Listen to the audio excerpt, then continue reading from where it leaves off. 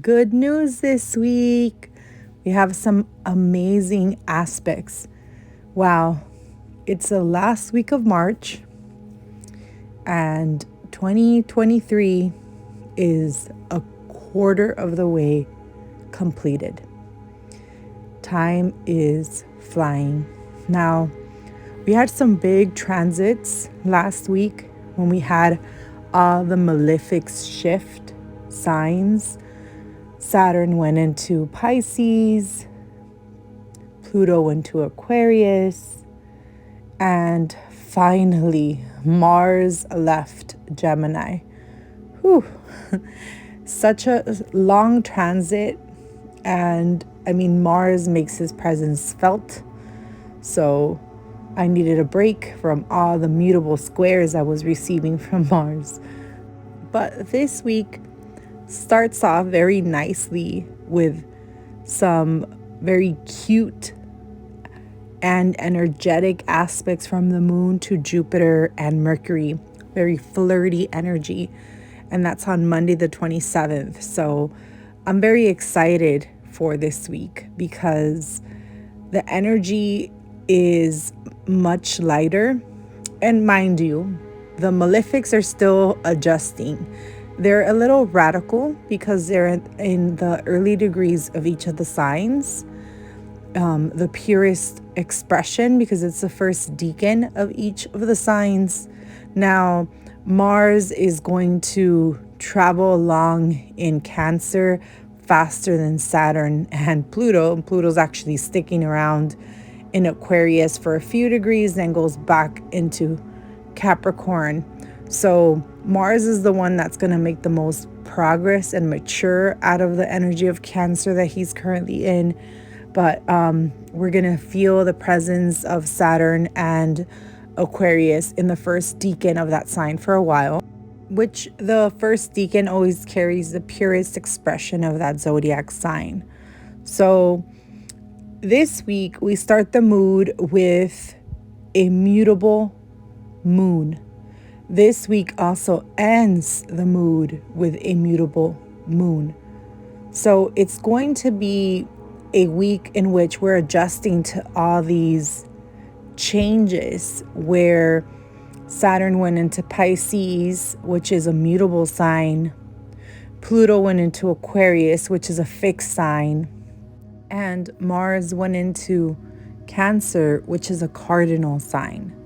So we have all the malefics in different modalities, and they're working on starting something new, maintaining something new, and evolving something new.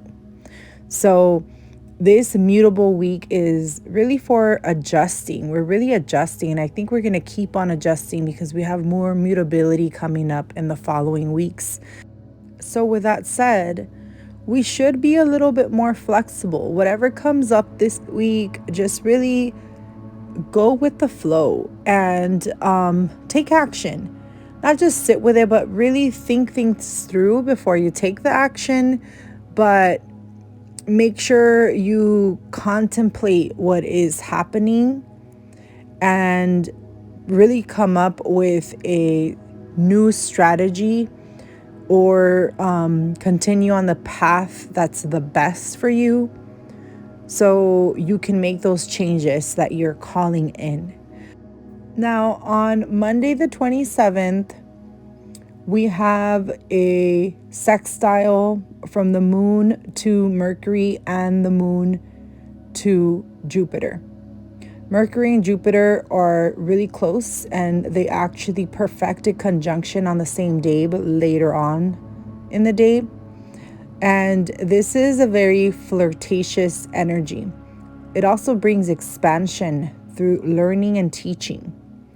So learning a new skill, being curious about learning something new, or teaching something that you became an expert at, a master at. You want to mentor people, or you want to come up with a course, or take a new course, or even teach your skills to a younger person, someone starting off in the field.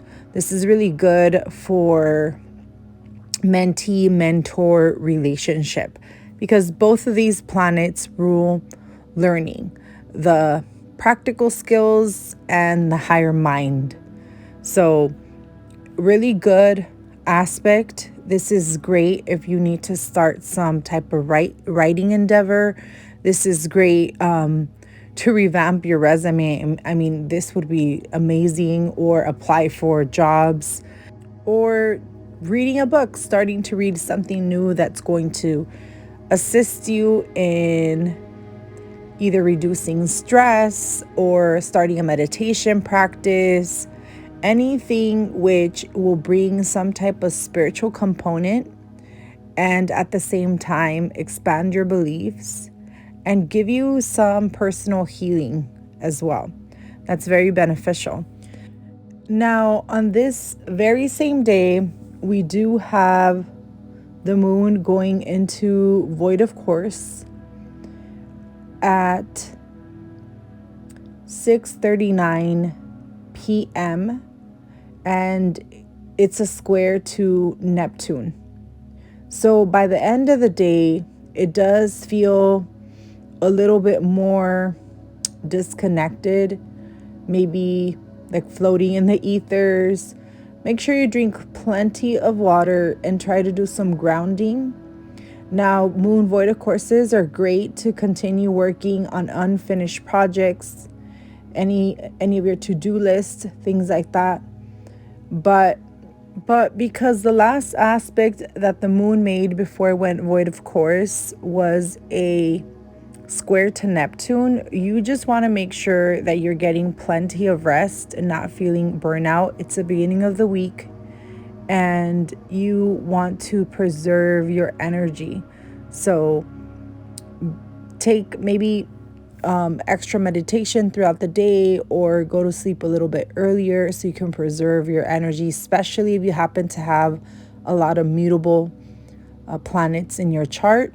And that's going to be Gemini, Virgo, Pisces, and Sagittarius. Make sure you have plenty of time to just be in a relaxed state of mind so you won't burn out. And then on Tuesday the 28th, we have the quarter moon. And this is in Cancer at 8 degrees. And the moon goes into the sign of Cancer at 3:21 a.m. And on this very day, we have the moon making a conjunction to Mars. So Mars, this is a very emotional type of energy. Mars is with the moon, which rules the sign of Cancer, and influences our emotional body, our feelings, the way that we nurture others and communicate in a very familial way.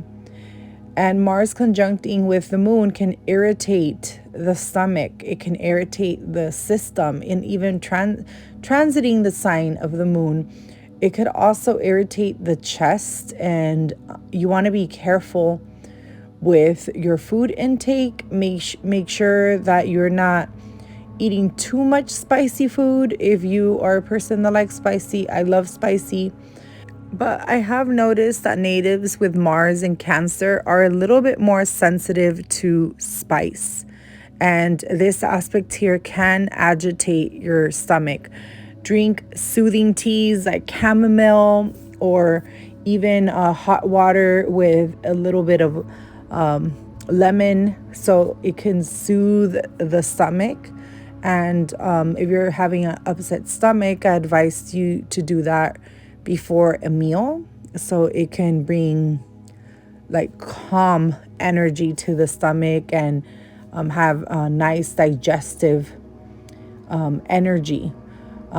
It's like bringing pitta, in like in Ayurveda, pitta into the stomachs to help the digestion.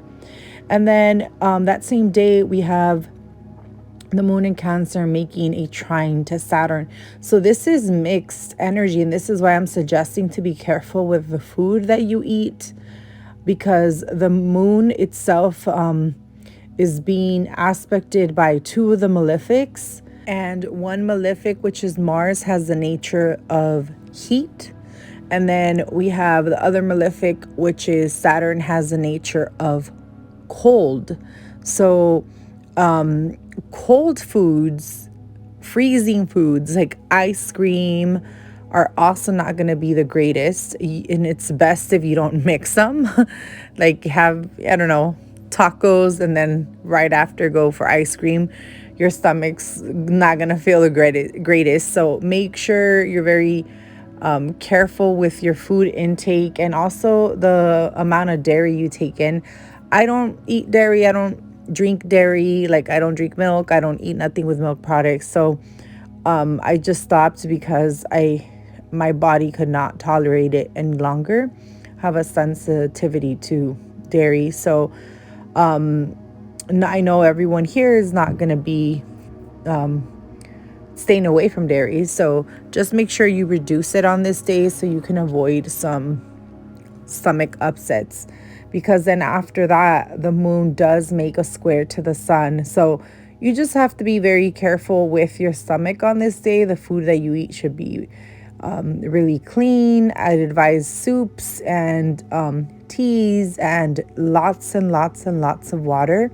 This is to flush all the system out, especially because we're getting the cardinal water in our body activated, and we're also getting the mutable water in the body. And Mars being the ruler of stagnant water, which is Scorpio, we can actually push out toxins. And this is why it's good to have some lemon, which is associated to the sun, and it's also known to cleanse the body, cleanse the system. So it's a really good day to do some type of cleanse with what you're taking in. And then on Wednesday the 29th, we have a beautiful aspect. We start the day with the moon in Cancer making a sextile to Venus in Taurus, which is one of the most beautiful aspects that we can see in people's chart. Makes the person very charming, very well-spoken, eloquent, and very artistic. It's just a very nice aspect to have. And we're having this beautiful alignment in the sky. Don't forget to go outside on this day, which would be Wednesday the 29th, and actually witness the beauty of the moon and Venus in the sky. In California, you can actually see Venus and the moon right at dusk. So very beautiful to see. I actually posted a picture of this on my Instagram, and the moon's gonna have a different shape now, but it's still beautiful to see both the moon and Venus shining very bright in the sky, and you can channel some of this benevolent energy. Now, unexpected money or romantic gestures can occur on this day. Why? Because we have the moon sextiling Uranus. And earlier that day, we had the moon sextiling Venus. So expect the unexpected, because Uranus is here to shake things up, to move things around, to make us feel more quirky, make us feel more energetic, like if we have like a jolt of energy coming in to the body. So yeah, very nice as well. Then we have the moon making a square to Jupiter and making a square to Mercury. And this is just, although it's a square, any aspect to Jupiter is felt pretty nicely. It can just be that you have to push through because there's just a lot of things to do. A very busy day. Now on Thursday the 30th, we have another day with a big void of course time frame. So on Monday the 27th, we had the moon void of course for 8 hours and 42 minutes. And the last aspect the moon made on Monday was a square to Neptune. And on Thursday, the 30th, we have the moon being void of course for 8 hours and 46 minutes. And the last aspect it makes is to Neptune, but now it's a trine. So we work through the week. Something that happened on Monday worked its way out and developed. So now we're completing it by the end of the week. So something that came up on Monday, or project that you started on Monday or continued, I might say, because it's void of course energy. By Thursday, it looks like you are at the brink of finishing or completing, or it's a second reminder to keep on working on it. And then after that, we have, while the moon is still void of course, we have Mars in Cancer making a trine to Saturn in Pisces. And this is all about taking initiative, but this is informed actions. This is steady actions. The energy of Saturn is going to slow down Mars and make Mars a little bit more purposeful and less radical. So it can really assist for anyone that is struggling with procrastination or finishing things. This energy is just amazing for that, because Saturn comes in and grounds Mars, and it's a trine, so it's very positive. And then later on that day, we have Venus making a conjunction to Uranus. So real eye-opening things could happen with this aspect. And this is all happening while the moon is still void of course. So just remember, whatever it is that you're working on, working towards, is going to carry the essence of Venus and Uranus conjunct, which can be very, very explosive and liberating at the same time. It can be empowering and futuristic, and it can also feel adventurous. So there's a very cool energy with it. Then shortly after that, we have the moon going into the sign of Leo, and that's only like 5 minutes after this conjunction. So that's also very nice. But immediately when the moon goes into the sign of Leo, it meets an opposition with Pluto at 0 degrees and 7 minutes. Now, this is the first opposition of Pluto with the moon, because Pluto just ingressed into Aquarius. So it hasn't met an opposition.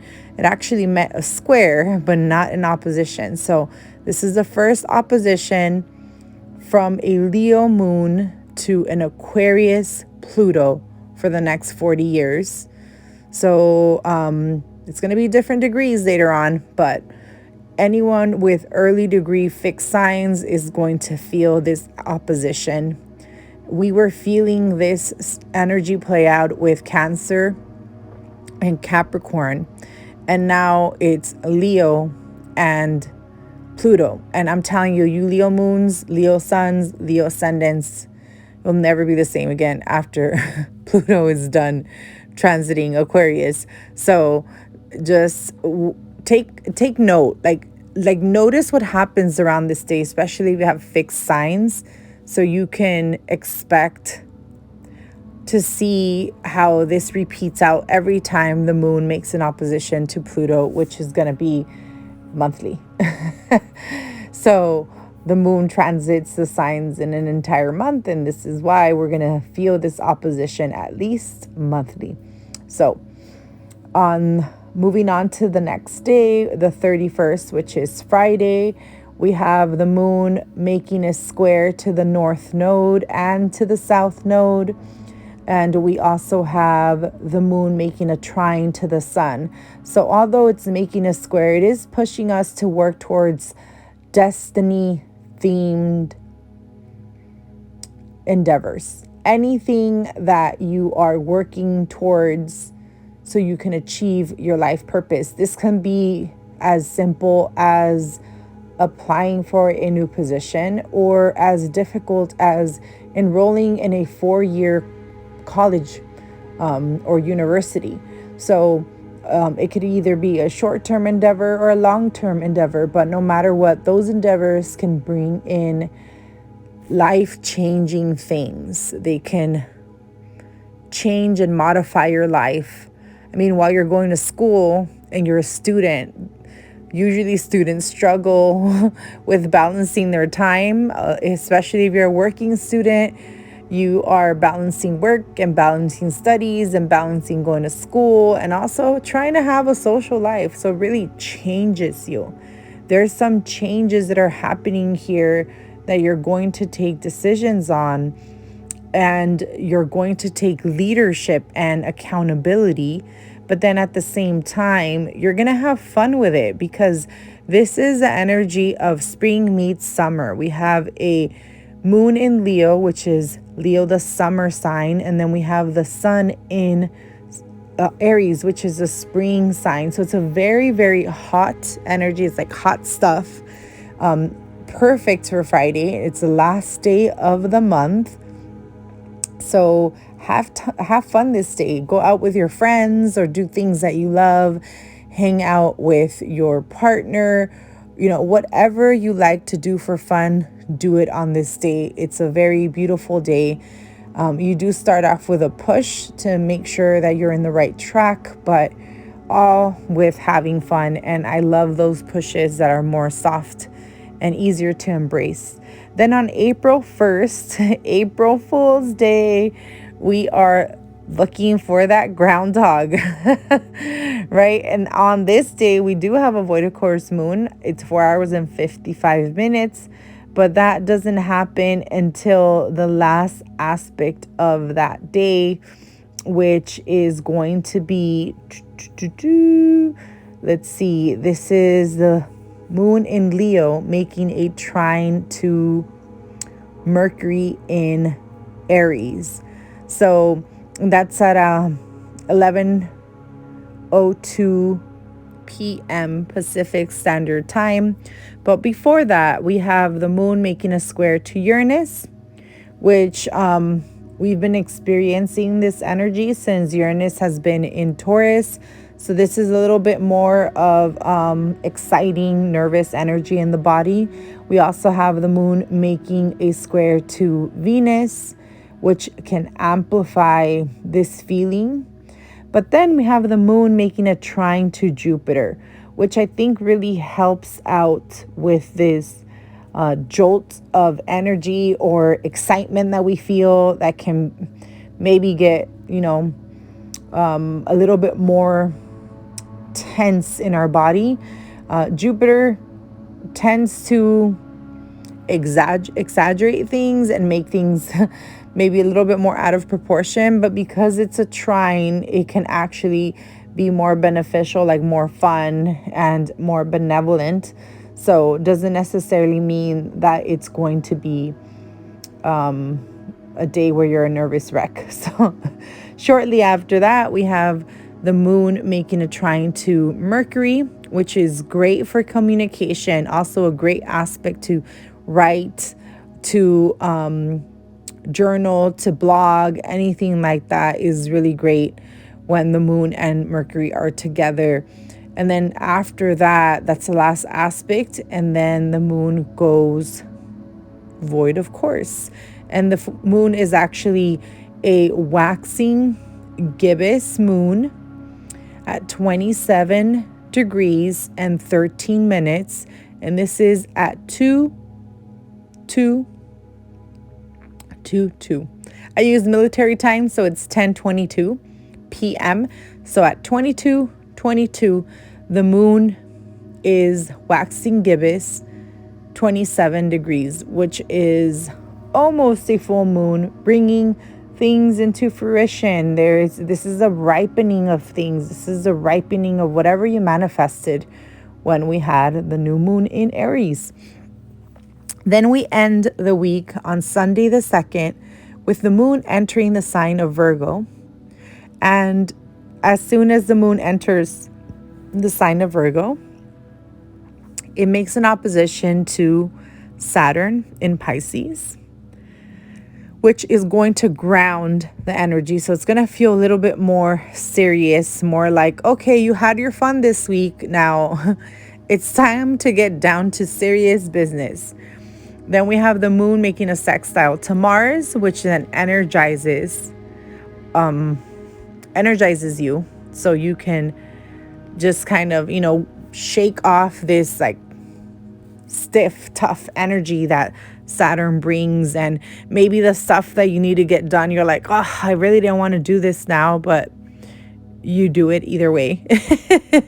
And then the moon makes a trine to the north node and makes a sextile to the south node. So you still continue to work on destiny points and things that are destined, like decisions that are destined can be actually made on this day or a little bit leading to this day, because we also have Mars making a sextile to the north node and making a trine to the south node. So Mars is helping us get rid of things that are no longer serving us in the south node arena, which is Scorpio, and helping us work towards our goals, which is the north node arena of Taurus, where the north node is at.